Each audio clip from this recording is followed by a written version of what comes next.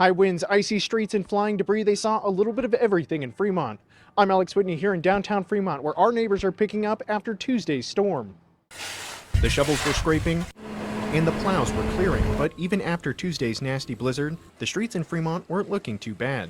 You know, overall, I think we got very lucky. By late Tuesday morning, almost all of the main roads in town were clear of snow, something that Hofford credits to an upgraded de-icing solution that she says is cheaper to use and easier on the streets. It's a lot less corrosive and environmentally friendly, but it is way more effective. So we're able to, our goal is to get us to the brine, which is the liquid state on the streets.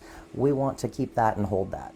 Now, while most of us were worried about the ice on the streets or the wind blowing in the air, the residents here at Gifford Tower had to worry about something else falling out of the sky. With the high winds, yesterday afternoon began to kick off, entire sections of the foam insulation board. Here are some of the pictures and videos that viewers sent in to us showing the dozens of roof tiles that were blown off the roof of Gifford Tower, landing in the streets, hitting vehicles, and some were even getting stuck in trees. It made for an interesting morning for Carrie and her crews, but she said they rose to the challenge to help keep the streets clear of debris.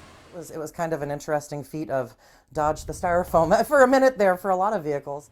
Carrie told me that they are running a little bit low on their de-icing agent here in Fremont, but they still have plenty left for the season, so they'll still be able to respond to any storms that come up. Reporting here in Fremont, Alex Whitney, your Northeast Nebraska neighborhood reporter.